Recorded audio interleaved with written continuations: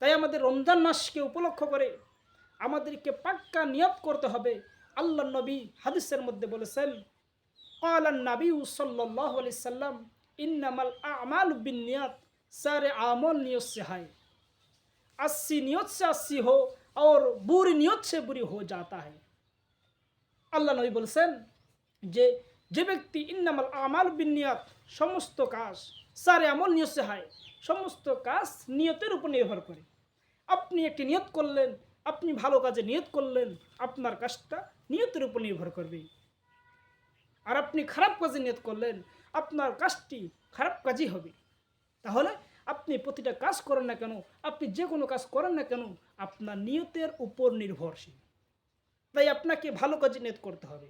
এই রমজান মাস চলে আসতেছে, আপনাকে নিয়ত করতে হবে যে আমি রমজান মাসে আমার গুনাহ ছেড়ে দিব, এই রমজান মাস পেয়ে আমি ইবাদত করব, আমি এই রমজান মাস পেয়ে ভালো নেক আমলের মধ্যে মুগ্ধ থাকবো 24 ঘন্টা। তাহলে কি আপনি যখন নিয়ত করলেন, এই নিয়ত করার মধ্যে ফায়দা দুইটি।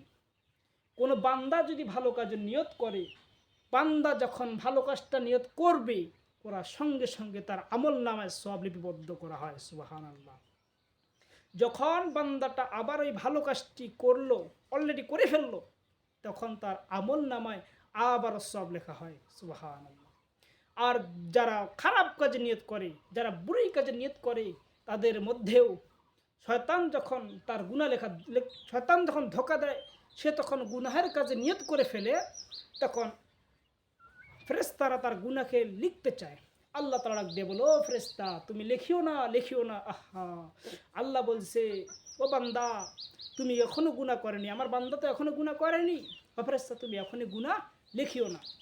যখন ফেরেশতা লিখলো না, সে বান্দা যখন খারাপ কাজটি অলরেডি করেই ফেললো, তখন ফেরেশতা তখন তার আমল নামায় খারাপ কাজটি লিপিবদ্ধ করে। তাই আমাদেরকে বুঝতে হবে, জানতে হবে যে আমাদের মধ্যে অফার রয়েছে ভালো কাজ নিয়ত করার সঙ্গে সঙ্গে সব, খারাপ কাজ করা নিয়ত করলে সব নেই। যখন ভালো কাজটি অলরেডি করেই ফেলি তখন আমাদের সব লেখা হয়, যখন খারাপ কাজটা আমরা করেই ফেলি তখন আমাদের গুনাহ কাজ লেখা হয়। আশা করি বুঝতে পারছেন। তাহলে আমাদের কী করতে হবে? সর্বপ্রথম ভালো কাজে নিয়ত করতে হবে। এই যে রমজান একটি ভালো মাস আসতেছে, একটি মাস আসতেছে, রহমতের মাস, মাগফিরাতের মাস, নাজাতের মাস। এই মাস আমাদেরকে, আমরা আশা করব আল্লাহ তাআলা বেশি বেশি করে দোয়া করব, প্রার্থনা করব আল্লাহ তাআলা যেন আমাদের এই রমজান মাসের উসিলায় আমাদের জীবনের সমস্ত বালা মুসিবতগুলো মাফ করে দেয়। এই রমজান মাসের ওসিলায় যেন আমরা আমাদের জীবনটাকে সুন্দর করে সাজিয়ে নিতে পারি, আমাদের জীবনটাকে গড়িয়ে নিতে পারি। এই রমজান মাসের উসিলায় আমরা চেষ্টা করব আমাদের ভালো ভালো কাজ করার। যারা আমরা কোরআন পড়তে পারি না, হাদিস পড়তে পারি না, আমাদের জন্য এক রমজান মাস অফার রয়েছে। যারা আমরা স্টুডেন্ট, ছাত্র, বলি যে সারাটি 11 মাস আমরা পড়ালেখায় ব্যস্ত থাকি, সময় পাই না, প্রাইভেট কোচিং, আমাদের জন্য এক রমজান মাস অফার রয়েছে। এই রমজান মাসে স্কুল কলেজ সব কিছু বন্ধ। আমরা চেষ্টা করব এই রমজান মাসে কোনো একজন ভালো হাফেজের কাছে, মসজিদের ইমামের কাছে, একজন হুজুরের কাছে সুন্দরভাবে কোরআন শিক্ষা করার চেষ্টা করব। আর এই রমজান মাসে আমরা ইনশাআল্লাহ যদি মেহনত করি, যদি পরিশ্রম করি, অবশ্যই পরিশ্রমের ফল আমরা পাবো। যখন পরিশ্রম করব, আমাদের পরিশ্রমের বিনিময়ে ইনশাআল্লাহ আমরা পেয়ে যাব।